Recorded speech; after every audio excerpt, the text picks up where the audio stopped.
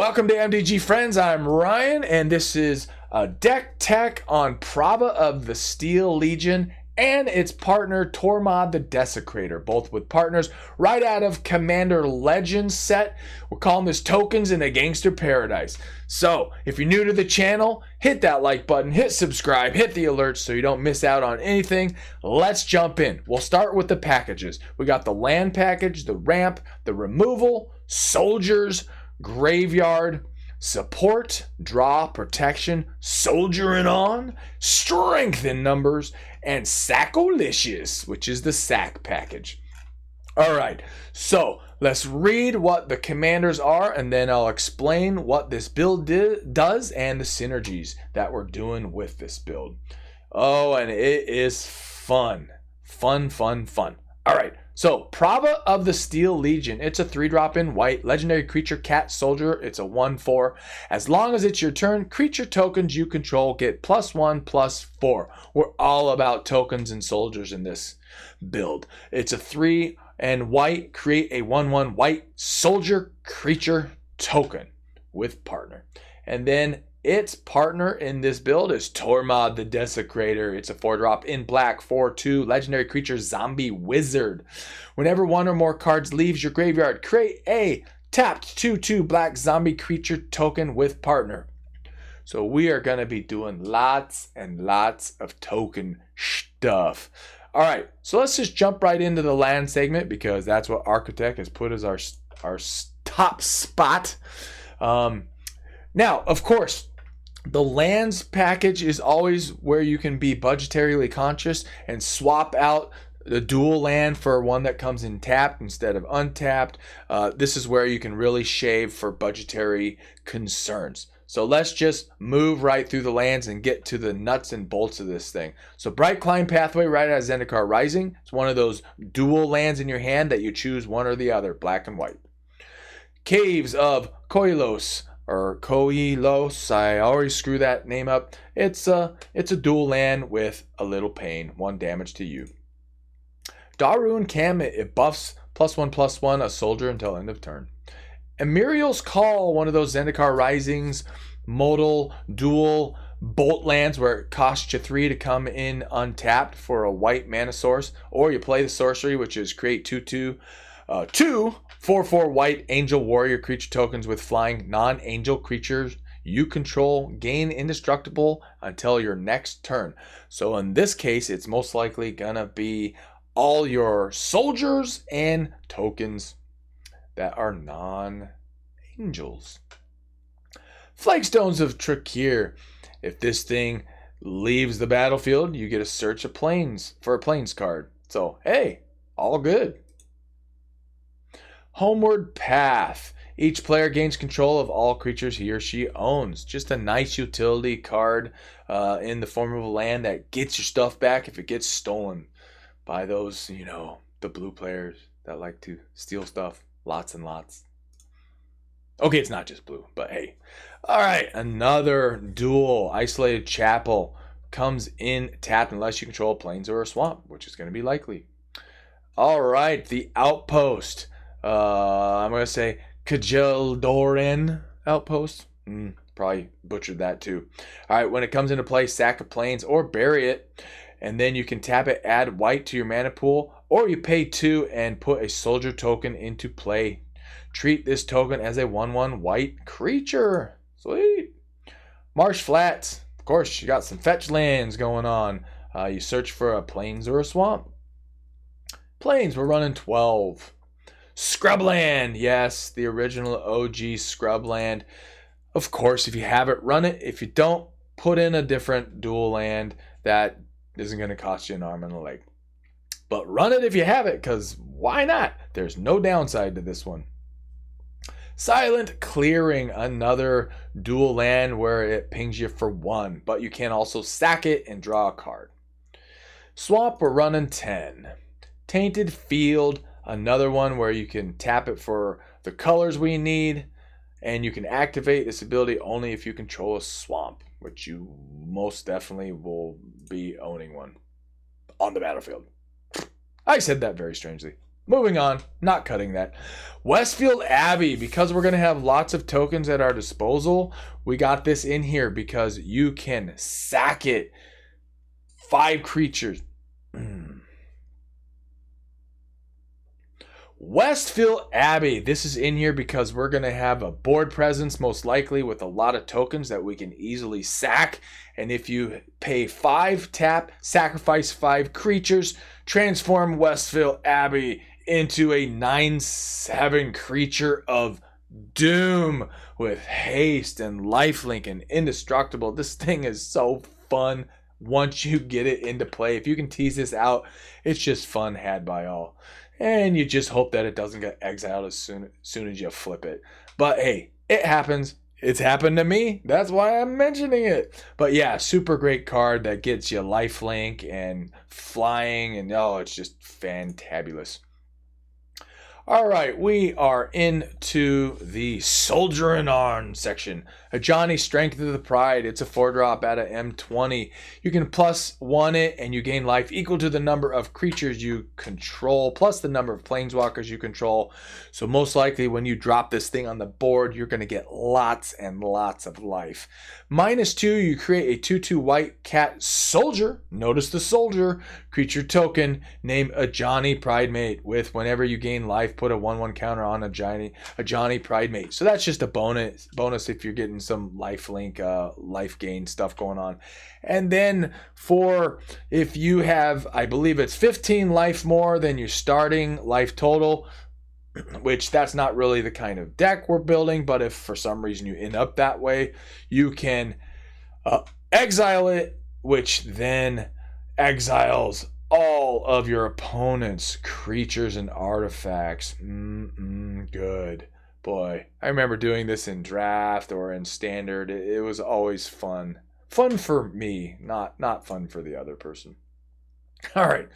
Elspeth Sun's Champion, 4 white, 4 planeswalker.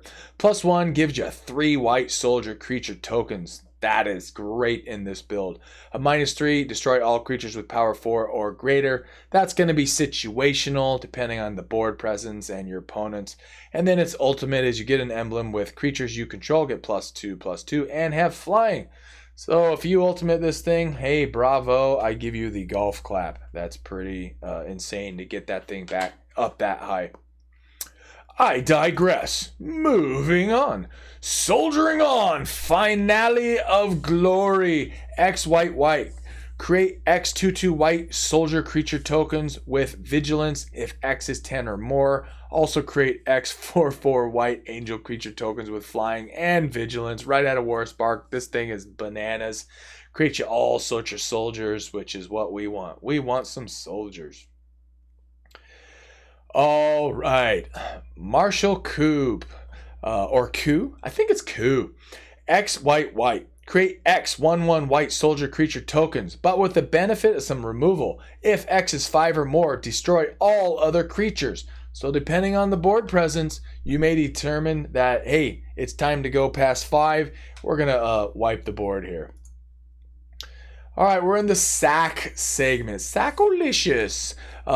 You can play Attrition for 3 and a pay 1 black, sacrifice creature, destroy target non-black creature. This sack package is going to start making more sense as we keep going along. You'll see, I promise. Carrion Feeder, black. Carrion Feeder can't block. Sacrifice creature, put a 1/1 counter on Carrion Feeder. Oh boy, this thing can get immensely big. And it synergizes with some other cards we got in here. Like this one. Dictate of Erebos. It's a 5-drop flash enchantment. Whenever a creature you control dies, each opponent sacrifices a creature. Yeah, buddy. Ghoul Caller Giza. This was recently reprinted in Jumpstart, but it's originally from Commander 2014. It's a legendary creature, human wizard, 3/4 drop. It is black, tap, sacrifice another creature, put X 2/2 black zombie creature tokens onto the battlefield where X is the sacrificed creature's power. So we're going to have a lot of soldier actions, zombies, and we got a way to buff all those up with a bunch of the cards we have in this build. And then we got the original great sacking mechanic, Grave Pact. 1 black, black, black enchantment. Whenever a creature you control dies, each other player sacrifices a creature. Each other player. Man, that's so great. So great. All right, we're into the ramp. Arcane Signet. You're absolutely going to run that card.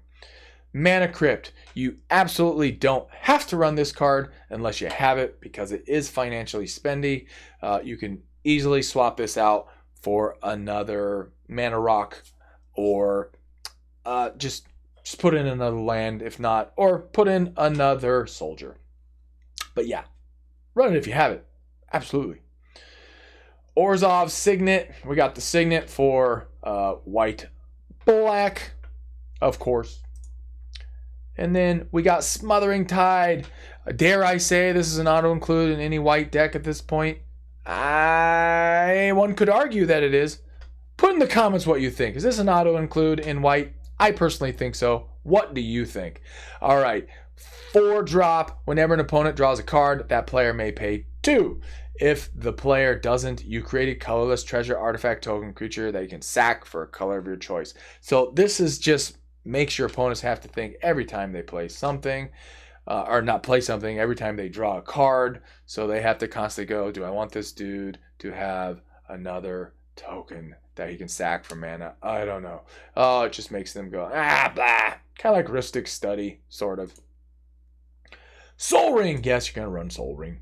Sword of the Animist. It's a 2-drop equipped creature. Gets +1/+1 whenever equipped creature attacks. You may search your library for a basic land card, put it onto the battlefield tapped, then shuffle your library, equipped for 2. So it does cost you 4 to get it up and running, which I don't think is really a downside for what this does. However, I will mention this is probably one of the most swappable cards out of the build, just depending on how you're feeling and if there's another card that you really want to put in instead. This would definitely be a candidate for bringing it out because we do have another sword in here that's even more powerful. Oh yeah. Talisman of Hierarchy, again in black and white. Pings you for 1 damage. Teferi's Protection, our protection section, which is pretty small. It's just the most amazing protection card in white. In case you're not familiar with it, which you probably are, it's a 3-drop that phases all of your permanents out, which just means they don't exist for that turn and they come back in. So it's like the ultimate protection of every permanent you got. And in addition to that, you can't lose life. I mean, really? I should do a whole different section or a sec. All right, now the ultimate protection card, Teferi's Protection for 3. It's an instant until your next turn. Your life total can't change, and you have protection from everything. All permanents you control phase out. Just, oh my goodness. The only downside is you have to exile Teferi's Protection. But this card is just bananas strong. Dare I say, auto-include in every white deck? I do say, dare I say. All right, Strength in Numbers. Coat of Arms. It's a 5-drop. Each creature gets +1/+1 for each other creature on the battlefield that shares at least one creature type with it. So this is going to be buffing all of our soldiers, all of our zombies that get created from token shenanigans. I mean, boom, shellac-a-lack. Wow, that thing is bananas. Again, Door of Destinies. Anytime you're running tribal or this kind of a build where you got all the same type of creatures, you want to run this. As it comes into play, you choose a creature type. In this one, you're going to be choosing soldiers for sure. Whenever you cast a spell of the chosen type, put a charge counter on Door of Destinies. Creatures you control of the chosen type get +1/+1 for each charge counter on Door of Destinies. And the reason you're going to want to choose soldiers every single time in this build is because the zombies you're creating are tokens that get created. You're not going to be playing zombies off the top of your deck in your hand kind of thing. Got it? Got it. Eldrazi Monument. It's a 5-drop. Creatures you control get +1/+1 and have flying and indestructible. At the beginning of your upkeep, sacrifice a creature. If you can't, sacrifice Eldrazi Monument. Not much, there really isn't much of a downside here because we want to be sacking creatures. It's not a big deal. We're creating a lot of tokens. And if for some reason there's the unfortunate situation that there was a board wipe and you have no way of having something to sack, worst case scenario, you sack this, you move on with your day. Hey, yeah. All right, removal. Austere Command, a very versatile card for removal. It's a 6-drop, yes, a little spendy, but that's because it is versatile. Choose 2, destroy all artifacts, destroy all enchantments, destroy all creatures with converted mana cost 3 or less, or destroy all creatures with converted mana cost 4 or greater. So very situational, very, very cool card to be running, especially if you're in white, which we are. Bounty Agent. All right. Yes, it's a soldier, and it should be in the soldier package, but it's also removal. So, therefore, we're talking about it. Vigilance. Tap, sacrifice Bounty Agent, destroy target legendary permanent that's an artifact, creature, or enchantment. So, worst case scenario is you're going to sack this thing to whack their commander. But most likely, there's going to be something else out there that's legendary, a legendary permanent, and great if it's an enchantment and artifact, you get to hit all 3 types. This is just a fabulous, fabulous card in a soldier build. Removal, Damnation. All right. Need I say more? What great removal. And if you need it, you got it. All right, Entrapment Maneuver. Oh, I love it. I love this card because of the soldier stuff. It's a 4-drop instant. Target player sacrifices an attacking creature. Yes. And you create X 1/1 white soldier creature tokens where X is that creature's toughness. It's doing lots of stuff for you in this build. Definitely. Necrotic Hex, right out of Commander Legends. It does cost 7, which sucketh seriously, but it is so great, so powerful what it does. Each player sacrifices 6 creatures. You create 6 tapped 2/2 black zombie creature tokens. Man, that's great. So, I mean, it's in essence a board clear for all of your opponents because they're probably not going to have much more than 6, and if they are, then hopefully you have something out there that's going to trigger them also having to sack. So you got a lot of stuff going on with Necrotic Hex. So this is a really good include in this particular build with these commanders.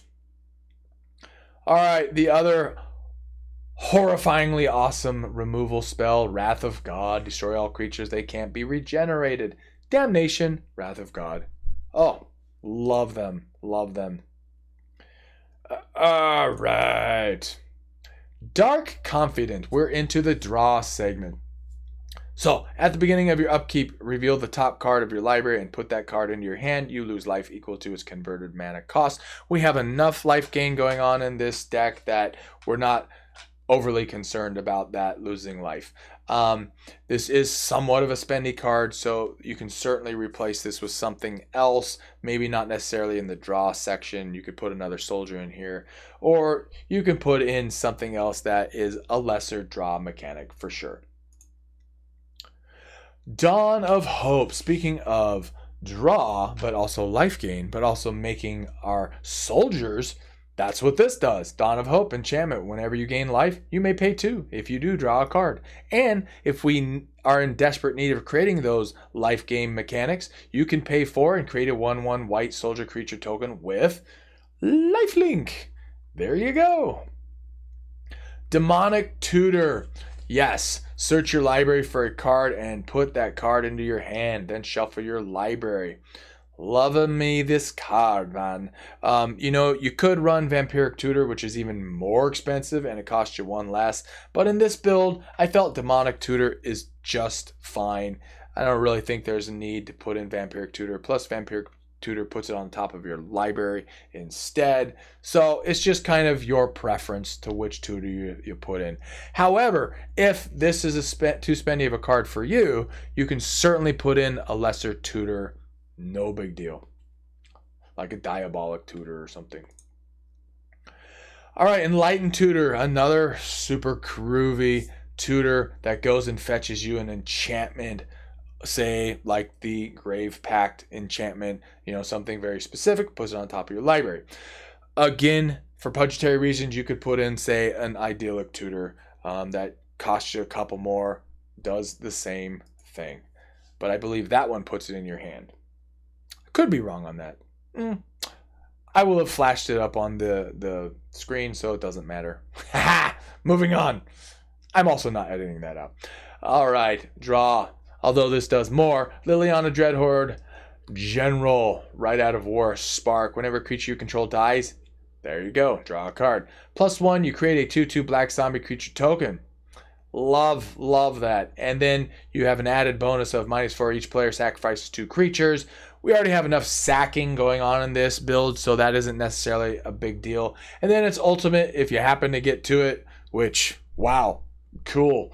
Each opponent chooses a permanent they control of each permanent type and sacrifice the rest. You're not really going to be doing the ultimate with this thing, and that's not why it's in here. Phyrexian Arena.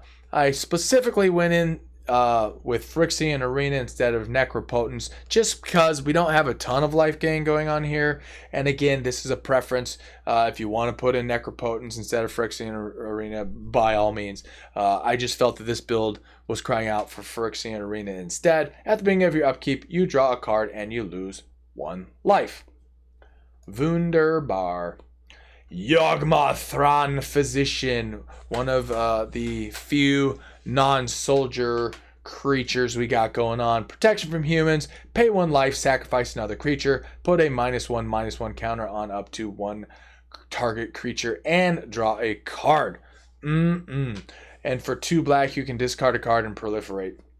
In this build, we really don't care about the proliferate segment part of it, unless of course you have put a 1/1 counter on something that is just sticky and won't go away on your opponent's side. Then by all means proliferate. All right, we are into the soldiers segment. Benalish Commander for 4. What a cool soldier card to have. Benalish Commander's power and toughness are each equal to the number of soldiers you control. Boom. And then you can suspend it for X. X can't P 0, and X white. Whenever a time counter is removed from Benalish Commander while it's removed from the game, put a 1/1 white soldier creature token into play. So it's just a token generator, and you can put as much suspending as you want on there. So that's really cool. Just a guaranteed soldier every turn. Yeah, dude.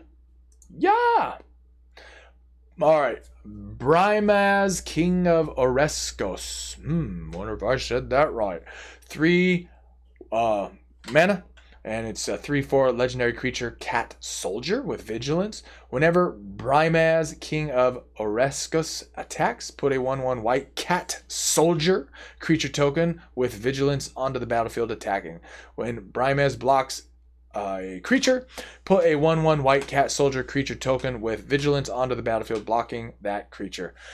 Whew, that's got a lot of text, but you see why it's in this build. Catapult Master. It's a 5-drop, little spendy for what it does, but that's okay because we're going to have enough to make this mechanic happen. It's a 3/3, tap 5 untapped soldiers you control, exile target creature. Oh boy, I like that. And man, notice it has : exile target creature. There's no tapping of Catapult Master, so you can do this multiple times. Let's say you have a pretty wide board. You can just start tapping your creatures and start exiling your opponent's creatures. Oh yeah, that is fabulous. All right, Darien, King of Kageldor. It's a 6-drop 3/3. Whenever you're dealt damage, you may create that many 1/1 white soldier creature tokens. Soldier tokens. Lots and lots. Field Marshal. It is a 3-drop. Other soldier creatures get +1/+1 and have first strike. So it's kind of like the Goblin King, but in white without Mountain Walk, but with first strike. I don't know why I decided to make that comparison, but I did. Moving on. General's Enforcer out of Ikoria, Lair of Behemoths. This is a 2-drop 2/3 legendary humans you control have indestructible. There's a few legendary humans, but more importantly, for 4, exile target card from a graveyard. If it was a creature card, create a 1/1 white human soldier creature token. This is a very, very situational card because we don't necessarily want to be exiling other people's creature cards unless you need to, unless they're doing a lot of graveyard play, because we do have a build that's going to start fetching other opponents' creatures situationally. So again, this is a situational card, but it does create white human soldier creature tokens and give indestructible to legendary humans. So that's pretty groovy. All right, Hazda Marshal. It's a 1-drop, 1/1. Whenever Hazda Marshal and at least 2 other creatures attack, create a 1/1 white soldier creature token with lifelink. An early drop, a good one. Bueno. And even in the mid game, you're going to be buffing up your soldiers at that point, that this thing is going to be way bigger than a 1/1 most likely. Intrepid Hero, 3-drop, 1/1 human soldier. Tap, destroy target creature with power 4 or greater. Need I say more? No. Keeper of the Accord. This is out of Commander Legends. Commander Legends came out with some really cool soldiers. This is one of them. At the beginning of each opponent's end step, if that player controls more creatures than you do, create a 1/1 white soldier creature token. That's super great in the early game or after a board clear. And at the beginning of each opponent's end step, if that player controls more lands than you, you may search your library for a basic plains card, put it on the battlefield tapped, then shuffle your library. So not only that, you also get to play catch up with your land base, your mana base. This is just a very good white catch up card that is a seriously good soldier in a soldier build. Knight Captain of Eos. It's a 5-drop 2/2. Little spendy for a 2/2. But wait. When Knight Captain of Eos comes into play, put 2 1/1 white soldier creature tokens into play. And you can spend white, sacrifice a soldier, prevent all combat damage that will be dealt this turn. That's just, I don't know what to say about that except for awesome. All right, Lava Brink Venture. It's a 3-drop from Ikoria. It's got some jank to it, and which is why it's in here. Plus the fact that it's a soldier. It's a 3/3 soldier. As Lava Brink Venture enters the battlefield, choose odd or even. Lava Brink Venture has protection from each converted mana cost of the chosen value. So I read a bunch of stuff, and apparently you should pick even every single time. I don't know. If you're still paying attention, you haven't fallen asleep, and I'm entertaining you enough, put in the comments, would you choose odd or would you choose even? I typically choose even, especially when I was drafting in Ikoria and I drafted this card. I chose even every single time. I think there's some statistic that says always choose even, or I'm remembering this incorrectly and it's always odd. But anyways, that protects you from half the spells. That's pretty awesome. Loxodon Gatekeeper. Oh, I remember when I was playing heavily during Ravnica's City of Guilds time. I remember this thing. I was just always liked this card. I always like elephants. Elephants are cool. Spiders and elephants. And zombies. I like zombies too. Anyways, artifacts, creatures, and lands your opponent control come into play tapped. That just really messes with the board for your opponents, and it just gives you a leg up, and they will want to deal with this Gatekeeper. They will. I promise you, they will want to deal with him. And he's a soldier. Sweet. Oderic Lunarch Marshal for 4, 3/3 legendary creature, human soldier. At the beginning of each combat, creatures you control gain first strike until end of turn if a creature you control has first strike, which is a possibility. And then the same is for flying, death touch, double strike, haste, hexproof, indestructible, lifelink, menace, reach, skulk, trample, and vigilance. So the most likely ones are going to be vigilance, possibly death touch, indestructible, lifelink, etc., etc., etc. So that's pretty cool. Odric Master Tactician. Wait, doesn't that guy look the same? Why, yes he does. Yes he does. I cracked myself up. All right. Back to him. First strike. Speaking of first strike, human soldier. Whenever Odoric Master Tactician and at least 3 other creatures attack, you choose which creatures block this combat and how those creatures block. Hey, love it. And you can even use creatures that are tokens that are just fodder if you need to make something block. That's just fantastic. Precinct Captain, 2-drop, 2/2, first striker. Whenever Precinct Captain deals combat damage to a player, create a 1/1 white token creature. Yeah, love it.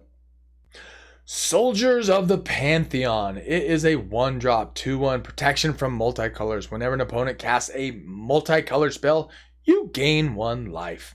Oh, what a fun card. Or as my colleague friend with MTG Friends would say, oh, it's just such a cute card. So there you go, Zach. Shout out to Zach for his cute card statement. All right. Thalia Heretic Cathar. It's a 3-drop, 3/2 legendary creature, human soldier. First strike. Creatures and non-basic lands your opponents control enter the battlefield tapped. More your stuff enters tapped. Neener. Of course, do that internally. Don't do that externally. You're not going to win friends doing that. And your friends that you have will be like, whatever, dude. All right. Tocatli Honor Guard. So there's just 1 or 2 cards. You got to be careful when you're playing this because it's a 2-drop, 1/3. Creatures entering the battlefield don't cause abilities to trigger. So Eos is one of them, and there's maybe 1 more. So just be careful when you play this and how you play this. But this is a serious hate card on your opponents, and it's a soldier. So yes, we're definitely playing it in this build. All right, we are into the graveyard play mechanics and build. Animate Dead, an oldie but goodie. It's a 2-drop enchant creature card in a graveyard, and that's any graveyard, mind you. Whenever Animate Dead enters the battlefield, if it's on the battlefield, it loses. This is just a bunch of gobbledygook that basically just says it gets a -1/0 with the enchant creature, and it's yours. So you get to steal, or you could even do your own graveyard. You grab something out of your own. Boom. There you got it. Just got a lot of text. All right, Dread Return. It's a 4-drop. Return target creature card from your graveyard to the battlefield. Now it is your graveyard, but it's got the added bonus of having flashback, which is sacrifice 3 creatures, which should be no problem for you. And you can cast this card from your graveyard for its flashback cost. Then you exile it. And the flavor text is, those who forget the horrors of the past are doomed to re-meet them. I love that. That's just fabulous. All right, one you may not be aware of is Oversold Cemetery for 2. It's an enchantment at the beginning of your upkeep. If you have 4 or more creature cards in your graveyard, you may return target creature card from your graveyard to your hand. So yeah, bring back some of those cards that keep getting board wiped from your opponents. Yes, please. Reanimate. Oh, the OG original gangster for 1. Put target creature card from a graveyard onto the battlefield under your control. You lose life equal to its converted mana cost. We have enough life gain mechanics going on and abilities that we don't care about that. This is just awesome card for the sacking stuff we're doing and the reanimation. Just love it. All right, this one is really spendy.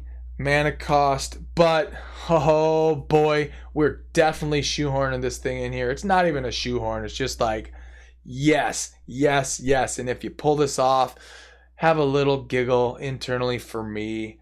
It's just fun. Or shoot me an email or put something in the comments in this that put all creature cards from all graveyards onto the battlefield under your control. Ha! And if they don't all rage quit, well, that's okay. Because you get to go, ha! I got all your creatures. All right, now this one is in the support section. This is in here specifically as a fun card. It doesn't necessarily synergize specifically, but it's in white. And Drannith Magistrate is a 2-drop. Your opponents can't cast spells from anywhere other than their hand, and it's a 1/3 drop. So this is in here because if you read this carefully and you aren't already aware of this, this means they cannot cast their commander because that is not from their hand. So this shuts down all your opponent's commander play. This is so great. Yes, it's too bad it's not a soldier for this build, but this is definitely in there for some fun to be had by you specifically. Now, of course, you can swap this out for another soldier by all means, but this is so fun. The first time you do it to somebody and you have to explain to them that, oh, I'm sorry, you can't play your commander. Then have a little smile for me. All right, in the support section as well, Gideon, ally of Zendikar. He is just so powerful. He's a 4-drop with 4 loyalty, which means you can ultimate this thing immediately. So we're going to actually start from bottom to top in case you're not super familiar with this card. You can -4 it. You get an emblem with creatures you control get +1/+1. So all of your tokens, all of your zombies, all of your soldiers, everything gets +1/+1. Yes, absolutely. And it's for the rest of the game because it's an emblem. All right, so it's +1, ain't too shabby too. Until end of turn, Gideon, ally of Zendikar, becomes a 5/5 human soldier ally, notice soldier, creature with indestructible that's still a planeswalker. Prevent all damage that would be dealt to him this turn. But its 0 is also pretty cool, which is put a 2/2 white knight ally creature token onto the battlefield. It's a token, so that's great. It's too bad it's not a soldier, but we'll take the fact that it's a token. All right, moving on. Hero of Bladehold in the support section. It's a human knight, so it is not a soldier, but it is a human, which is good, and it does some cool stuff. Battle Cry. Whenever this creature attacks, each other attacking creature gets +1/+0 until end of turn. And if that wasn't good enough, whenever Hero of Bladehold attacks, put 2, not 1, but 2 1/1 white soldier creature tokens onto the battlefield, tapped and attacking. Lovely. Kalitas, Trader of Get. It's a 4-drop 3/4. It's a legendary creature, vampire warrior with lifelink. If a non-token creature an opponent controls would die, so this synergizes very well with all of our sack mechanics. Let's get back to that. If a non-token creature, Kalitas, Trader of Get, 4-drop 3/4 legendary creature, vampire warrior.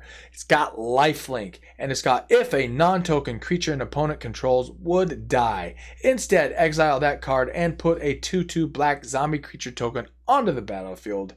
And then you can sack another vampire or zombie, put 2 1/1 counters on Kalitas, Trader of Get. So this is a little bit of jank for a soldier's deck, but it's creating 2/2 black zombies, which is tokens, and on top of that, it'll exile cards. So this is very situational. It's got lifelink, it creates tokens, you can sack it, make it bigger. It's a super cool janky card, and that's why it's in this build. Again, this could be a candidate if you're feeling strongly about wanting to swap certain cards out. This could be a candidate for you because it's not a soldier per se. It's a soldier of our army. Mwah. Yes. All right. Brand new out of Commander Legends. A seriously broken, janky card, which is why we're including it. I'm going to include this in like every black deck I have until the end of time.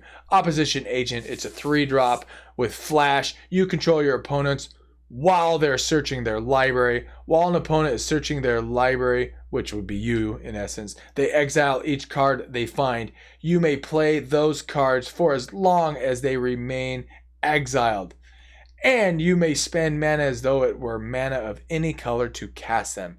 So just keep in mind, if they're tutoring, that means you're tutoring for their cards and you get them and you can play them. But on top of that, if they're doing a fetch, they're fetching for a land, they crack a fetch land, you drop this onto the board, that means you're fetching a land out of their deck, and it goes onto your board. So not only do they lose the fetch land they have, they're not replacing it. Oh, splendid, splendid, splendid. Stone Catapult. It is a little spendy for 5, and it's a 1/2. On your turn before you attack, you may tap Stone Catapult to destroy any one tapped creature that isn't black. Which is going to be likely because your 3 opponents, assuming you're playing against 3 people, are all going to be running mono black. I mean, that's just not going to be happening. So there's a good chance you're going to be able to lever this thing, and it's going to be funny, and it's a soldier. So it's going to be getting bigger as well. Sword of Sinew and Steel. It's a 3-drop artifact equipment. We chose this particular sword because not the equipped creature gets +2/+1 and has protection from black and from red, and that's good. Protection from black and from red. Whenever equipped creature deals combat damage to a player, destroy up to 1 target planeswalker and up to 1 target artifact. There's going to be artifacts out there, folks, and this is one way to destroy them. All right, and we have come full circle back to our commanders, plural, Prava of the Steel Legion and Tormod the Desecrator. So, in summary, super fun token generating soldiers and then zombies as extra bonuses, sacking all over the place, making the board state off kilter for your opponents, and just having lots of fun with soldiers, maybe even soldiers you weren't even aware of. If you stuck with me this far, make sure that you've hit subscribe. If you're new, make sure you hit that like button. It helps you more than you can imagine to be a subscriber and liking our videos. And even more important, make sure you put some comments in the comment sections. Thank you for being a friend of the gathering, MTG friends. Check out our other episodes. We're doing them frequently. We're doing them on the regular. And check out our other episodes that maybe you haven't seen yet. All right. Thanks for checking us out. Peace.